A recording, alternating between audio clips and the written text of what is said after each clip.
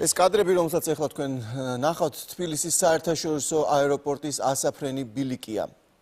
საკმარისი ამ ბეტონის მცირე ნატეხიც კი, რომელსაც ფოტოებზე ხედავთ, თვითმფრინავის ტურბინაში მოხვდეს, რომ გზავრებს ახლა დაფრენილ ხომალდს ჩამოარდნის საფრთხე შეექმნას. ავიაკომპანიები თვეები ამაზე საუბრობენ და რეაგირებას მთავრობას თხოვენ, იქ მიიჩნევენ, რომ ეს ინვესტორის პასუხისგებლობა და ჩარევას, როგორც ჩანს, არ აპირებენ. ასაფრენი ბილიკი რო ცუდ მდგომარეობაშია, ეს არის მთლიანად თავის პასუხისგებლობა, იმიტომ რომ მას აქვს გაფორმებული ხელშეკრულება აქტივების გადაცემის შესახებ, რომელშიც პირდაპირ წერია, რომ ასაფრენი ზოლი და მისი შენახვა არა მარტო ერთი, არამედ ორივე ზოლის არის მისი ვალდებულება. თუმცა აკაკი პრობლემები ასაფრენ ბილიკზე არ მთავრდება და ის მიმდებარე პერიმეტრსაც მოიცავს, სადაც თვითმფრინავები რეისიდან რეისამდე იცდიან ხოლმე, როგორც ავიაკომპანიები ამბობენ, შიდა ბილიკებზე ტრანსპორტირებისას თვითმფრინავს საბურავი უფუჭდება, რაც საბოლოოდ საფრთხეს ისევ მგზავრს უქმნის. მე რეისი ადრე როცა რა თქმა უნდა თვითმფრინავის ბორბალი გაიჭრა და ჩვენ მქონდა პრობლემა პირველ რიგში ჩვენ ფინანსურ ზარალს ღებულობთ რომ საბურავების გაჭრა და რომელიც თვითონ საბურავები სამოდენიმე $10,000 ეს არ არის $100-200 საუბარი და მეორე ის რომ თუ ეს მოხდა ზრავაში ზრავა გამოვა მდგომარეობიდან და რა თქმა უნდა თვითმფრინავი გაჩერდება და ზრავას ღირებულება მილიონობით $. ამ თემაზე საუბარში ახლა აირზენას დამფუძნებელი თამაზ გაიაშვილი შემოგვიერთდება. მოგესალმებით ბატონო თამაზ და იქნებ მოგცეთ თავიდანვე წარმოდგენა რა მასშტაბს მიაღწია პრობლემამ. აი თქვენ გუშინ ჩამოფრინდით თუ არ ვსწრები ევროპიდან, აი დაჯდომისას ქონდათ თუ არა ასეთი განცდა რომ აი ღმერთო ნეტავ ეხლა არა. კი თუ არა? მოგესალმებით პირველ რიგში მინდა გითხრათ რომ სავალალო მდგომარეობაა თბილისის აეროპორტში, ნამდვილად პიკს მიაღწია. არავითარი ზომები არ ტარდება და ეს სერიოზულ საფრთხეს უქმნის ამ ფრენის დროს და დაფრენის დროს თვითმფრინავებს და მე მგონი ყველა გზავრს ექნება იმის გრძნობა რომ აი თვითმფრინავს რაღაცა ემართება ან დაჯდომის ან აფრენის დროს. აი ფილებს შორის ღარები ჩვენ ახლა ხედავთ რომ აცთენილია. აი რას ნიშნავს ეს თქვათ უარესი სცენარის შემთხვევაში რა შეიძლება მოხდეს? ის კი ვახსენეთ რომ ეს ნამსხვრევი შეიძლება მოხდეს ტურბინაში. მაგრამ ტურბინა საკმაოდ მაღლაა და ნუ ამის შანსი ალბათ ნაკლებია თუ ქარი არ არის ძლიერი. დიახ. საუბედროდ არ არის მაღლა ტურბინა, გაგრას ძალიან მცირე მანძილია ფილებიდან დაშვერებული ტურბინები, თანამედროვე თვითმფრინავების. ეს ფილები დაძრულია ადგილიდან, იმიტომ რომ ეს გათვლილი იყო 150 ტონა მასის თვითმფრინავის საფრენისთვის, როცა ეს გაკეთდა საბჭოთა კავშირის დროს. 20 წელია მეტია ეს კაპიტალური რემონტი ამ ზოლს არ გაუვლია. აქედან გამომდინარე პლიტები დაძრულია, იმიტომ რომ მასზე თვითმფრინავები ჯდება ორჯერ აღემატება მის მოთხოვნას 300 ტონა, 350 ტონა თვითმფრინავები ჯდება და აფრინდება.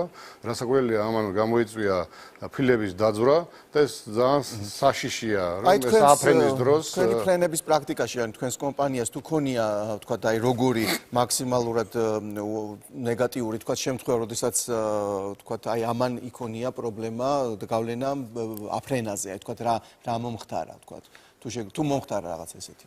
თუ ეს ჯერ ჩვენ თეორიულ თქვათ შესაძლებლობაზე ვსაუბრობთ. ღმერთმა დაგვიფაროს რომ ამ პრობლემა იყოს, ამიტომ არის რომ ჩვენ განგაში ავტეხეთ. იმ მდგომარეობაზე, რაც თბილისის აეროპორტში მთლიანად აეროდრომი არ შესაბამება არანაირ ნორმატივებს, მთლიანად სადგომები, მთლიანად პერონი დაზიანებულია, ასაფრენი ზოლი დაზიანებულია. ექვემდებარება სერიოზულ და კაპიტალურ რემონტს. მე ვფიქრობ, რომ ეს პასუხისგებლობა არამედ თავის ხო არის და არის, უფრო არის ზედამხედველი საავიაციო ადმინისტრაცია. სანამ აი გადაჭრის თემას ამის კითხვა მინდა.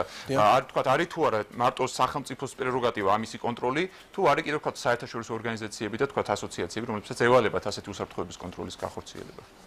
აი თქვენ თუ მიგიმართავს თუ კი არის ესეთი თქვათ ვალდებულება. არა, ჩვენ მივმართეთ სახელმწიფოს ხელისუფლებას, რომ გაატარონ მყისიერი ზომები, რომ ავიცილოთ ეს მოსალოდნელი უბედურობა. იკაო საერთაშორისო ორგანიზაცია არ არის სამართლის ორგანიზაციას მოვიწევდა ჩავატარებია ჩვენ ექსპერტიზას, მაშინ დაგვიდებს ის დასკვნა. სხვა შემთხვევაში ჩვენ თავზე თვითონ უნდა ვიზრუნოთ.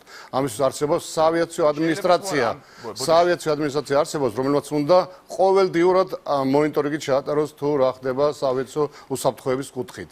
რაც არ უნდა ცუდი ხელშეკრულება გქონდეს დადებული თავთან საქართველოს. ამ დასკვნის საფუძველზე თქვენ რომელიც ახსენეთ, ეხლა თქვა თუ მოვიწვევთ იკაოს და ჩაატარებთ შესაბამის აუდიტს, შეიძლება თუ არა საერთოდ ამ აეროპორტის სარგებლობის თქვა კითხვის ნიშანი დადგეს, რომ შეწყდეს ექსპლუატაცია. რა საგვირველია ეს კითხვის ნიშანი, ვისაც ევალება საავიაციო ადმინისტრაციას უნდა გაეკეთებინა დიდი ხნის უკან, მათ ყველაზე მნიშვნელოვანი შეზღუდვა მაინც უნდა გაეკეთებინათ ასაფრენი მასა რო ყოფილიყო 100 ტონაზე ზევით არ აღემატებოდეს და რატომ არ აკეთებს მაშინ აქამდე ამ შესაბამის აუდიტს?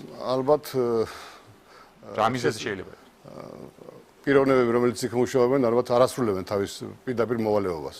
მეორე საკითხია, რომ როგორც ალტერნატივა, თქვათ, ამ პრობლემის გადაჭრის, თუ კი, თქვათ, ინვესტორს არ ეხებიან, არის რომ დადგა ეს დღის წესრიგში ამ თემაზე საუბარი დაიწყო, აშენდეს მეორე აეროპორტი ვაზიანში, ხო? და მაგრამ ამ თემის დაბლოკვა თქვენ ბრძანეთ, რომ ხელშეკრულება ახსენეთ, თქვათ, თავთან, იქ არის ჩადებული, რომ აი 500 თუ არ ვთქვი 400 კილომეტრის რადიუსში არ შეიძლება აშენდეს სხვა აეროპორტი. და ამ თემაზე მიდის ახლა მოლაპარაკება, აი მოусმინოთ ეკონომიკის მინისტრს რა როგორ მიდის ეს მოლაპარაკება და შემდეგ აი ამ თემასაც შევეხოთ. შეეხება ახალ ხელშეკრულებას, რომელსაც ჩვენ ვაფორმებთ, ამ ხელშეკრულებაზე გამოგვიგზავნეს წინადადებები, რომლებიც ჩვენთვის დიდ ნაწილში იყო მიუღებელი და გავაგზავნეთ ჩვენ უკან ჩვენი წინადადებები. სავარაუდოდ თვის ბოლომდე პასუხი უნდა მივიღოთ. აი როგორც ჩანს ეს პროცესი გაიწელება, იმიტომ რომ ჭიდილი მიდის ამ პირობების შეცვლაზე. თქვენი აზრით ბატონ თამაზ, რამდენი ხანი შეიძლება კიდევ მოიცადოს პრობლემამ, სანამ აი ალბათობა, თქვათ, აი უარესი სცენარის არ მიაღწევს კრიტიკულ ზღვარს. თქვენი როგორც ექსპერტის ესეთი ემოციური შეფასებით. მე მგონი ეგ არავინ არ იცის, როგორც ქართული ანდაზა ლაპარაკობს, კოკაწყლის ზაზე ტყდება. ამიტომ რაც მალე მივხედავთ პრობლემას და პრობლემა იქნება გადაჭრილი, მე ვფიქრობ, რომ დღეს შეიძლება ულაპარაკოთ საავიაციო ადმინისტრაციამ შემოიღოს შეზღუდვა ასაფრენ მასაზე და ამით შესაძლებლობა მიეცეს, რომ ნაკლები შანსი იყოს რაღაც პრობლემის. ასევე მე მინდა გითხრათ, რომ ხელშეკრულება რაც არ უნდა ცუდი ხელშეკრულება ქონდეს საქართველოს მხარეს დადებული თურქეთის მხარესთან, უსაფრთხოების ზომების გატარებაზე საერთოდ სანქციები არ არსებობს და უსაფრთხოების ზომები უნდა იყოს სამხედრო დაცული და ხელშეკრულების შეწყვეტისა. უსაფრთხოების ზომებს თურქები არ იცავენ სამხედროდ, არავითარი ზომებს არ ატარებენ, რემონტი არ ტარდება, ისინი მარტო როგორც ყველა მომსვლელი ინვესტორი საქართველოსთან ფულებს ეკაჩებიან და სხვა მნიშვნელოვანი კეთილი, დიდი მადლობა ამ პრობლემის წარმოჩინებისთვის.